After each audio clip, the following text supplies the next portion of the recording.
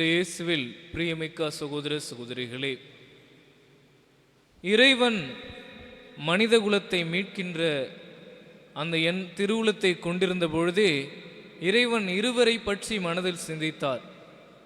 முதலாவதாக ஆண்டவர் இயேசுவை தன் மனதில் நினைத்து கொண்டார், தன் ஒரே மகன் மனு உருவை ஏற்பதை. இரண்டாவதாக அவர் மனதில் கொண்டிருந்தது அந்த மனு உரு ஏற்பிற்கு உதவி செய்யக்கூடிய கன்னி மரியாவை. எனவே அத்தகு சிறப்புமிக்க அன்னை மரியா இறைவனின் தாய் என்னும் அந்த உண்மையை, மறையுண்மையை கொண்டாடுகின்ற நாளாக இன்றைய நாள் இருக்கிறது. மேலும் நமக்கெல்லாம் இது புதிய ஆண்டாகவும் இருக்கிறது. இந்த ஆண்டிலே இந்த விழா எப்படி இந்த விழாவானது, இந்த மறை உண்மையானது நம் திருச்சபையில் கொண்டாடப்பட்டு வருகிறது என்பதை நாம் அறிந்து கொள்ள வேண்டும். அன்புக்குரியவர்களே, அன்னை மரியா மூவொரு இறைவனில் இரண்டாவது ஆளாகிய மகன் கடவுளுக்கு தன்னுடைய வயிற்றிலே உருவாக இசைவு தெரிவிக்கின்றார். அப்படி அவர் ஆட்சிகின்ற அந்த பங்கிற்காகவே அவர் மீட்பு திட்டத்தில் ஒரு சிறப்பான இடம் பிடிக்கிறார். அது மட்டுமல்லாமல் அந்த அவர் மீட்பின் திட்டத்தில் அவர் ஆட்சிய பங்கிற்காகவே பேறு பெற்றவராகிறார். எலிசபெத்தும் அன்னை மரியாவை வாழ்த்துகின்ற பொழுது, என் ஆண்டவரின் தாய் என்னிடம் வர நான் யார் என்று அழகாக கூறுகிறார். அன்புக்குரியவர்களே, இப்படிப்பட்ட அன்னை மரியாவுடைய தாய்மை, இறைவனை பெற்றெடுத்த அந்த தாய்மையை திருச்சபை 3ஆம் நூற்றாண்டிலிருந்தே அவருக்கு அதை பற்றி பேசி அவரை புகழத் தொடங்கிவிட்டது. 3ஆம் நூற்றாண்டிலிருந்தே அன்னை மரியா இறைவனின் தாய் என்னும் அந்த பட்டம் அவருக்கு கொடுக்கப்பட்டு வந்திருந்தது. அதன் பிறகு திருச்சபை மக்களிடையே நிலவி வந்த இந்த நம்பிக்கையை அதை அறிந்து கொண்டு கிபி 431 ஆண்டிலே எபேசு நகரத்திலே நடந்த சங்கத்திலே அன்னை மரியாவை இறைவனின் தாய் என்று அழைப்பது சரியே என்று அதிகாரப்பூர்வமாக பிரகடனப்படுத்தியது. அன்று முதல் இன்று வரை நாம் அன்னை மரியாவை இறைவனின் தாய் என்று உரிமையோடும் அதிகாரத்தோடும் உறுதியோடும் போற்றி புகழ்ந்து கொண்டு வருகிறோம். அன்புக்குரியவர்களே, இப்படிப்பட்ட சிறப்புமிக்க விழா நமக்கு எத்தகைய செய்தியை என்று கொண்டிருக்கிறது என்று சிந்தித்து பார்த்தால், முதலாவதாக மீட்பின் திட்டம் தொடங்குவதற்கு உறுதுணையாக இருந்த கன்னி மரியா இந்த புதிய ஆண்டிலே நம்முடைய வாழ்வு புதிதாக தொடங்குவதற்கு கண்டிப்பாக உறுதுணையாக இருக்கிறார். அந்த மீட்பின் தொடக்கம் இந்த புதிய ஆண்டின் தொடக்கத்திலும் கன்னி மரியா நம்மோடு இருக்கிறார். அந்த நம்பிக்கை நமக்கு வேண்டும். நாம் என்ன செய்ய வேண்டும்? அந்த நம்பிக்கையோடு கன்னி மரியாவுடைய மாசற்ற இருதயத்திற்கு நம்மை ஒப்புக் கொடுக்க வேண்டும். மூவர் இறைவன் வாழ்கின்ற அந்த இடத்திற்கு நம்மை ஒப்பு கொடுக்க வேண்டும். அப்படி நாம் இறைவனின் தாயாகிய கன்னி மரியாவுக்கு நம்மை ஒப்பு கொடுக்கின்ற பொழுது, அன்று கானாவூர் திருமணத்திலே அன்னை மரியா என்ன குறைவுபட்டதோ அதை தன் மகனிடம் எடுத்து கூறி அங்கு அதிசயம் நிகழச் செய்தது போல நம் வாழ்விலும் நமக்கும் சொல்லுவார், இந்த குடும்பத்திலே அன்பு குறைவுபடுகிறது, இந்த குடும்பத்திலே சமாதானம் குறைவுபடுகிறது, இந்த குடும்பத்திலே ஆரோக்கியம் குறைவுபடுகிறது, இந்த குடும்பத்திலே வறுமை இருக்கிறது என்று தம் அன்பு மகனிடம் நம்மை பற்றி எடுத்து கூறி நம் வாழ்வில் புதுமை செய்வார்கள். எனவே அன்புக்குரியவர்களே, ஆண்டின் முதல் நாளிலே நம் கன்னிமரியாவுடைய கரத்திலே நம்மை ஒப்பு கொடுப்போம். நம்முடைய வாழ்வை, நம்முடைய கனவுகளை, நம்முடைய வேண்டுதல்களை அந்த தாயிடம் இன்று நாம் ஒப்பு கொடுக்கும்.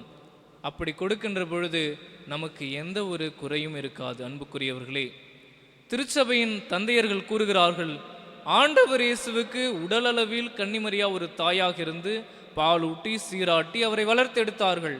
அதன் பிறகு அவருடைய சீடர்களாகிய நமக்கு கன்னிமரியா ஆன்மீக தாயாக இருந்து நமக்கும் ஆன்மீக முறையிலே அனைத்தையும் செய்து பராமரித்து காத்து வருகிறார்கள்.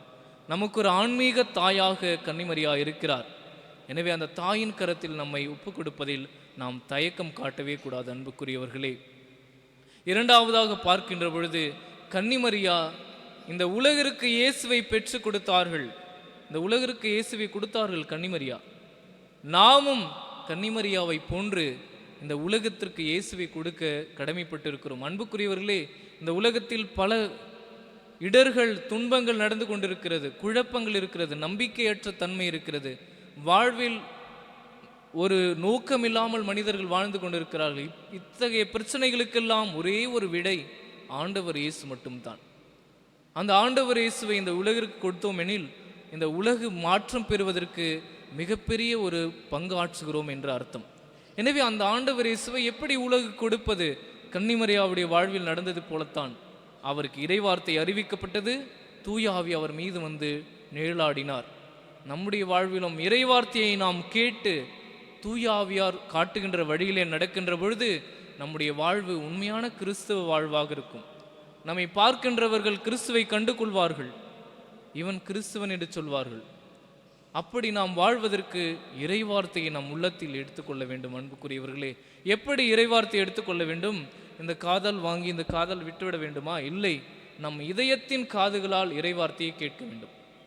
இதயத்தின் காதுகளால் கேட்க வேண்டும். அன்போடு, ஆர்வத்தோடு, வாஞ்சையோடு இறைவார்த்தையை நாம் கேட்டு அதை வாழ்வாக்க முயற்சி செய்ய வேண்டும்.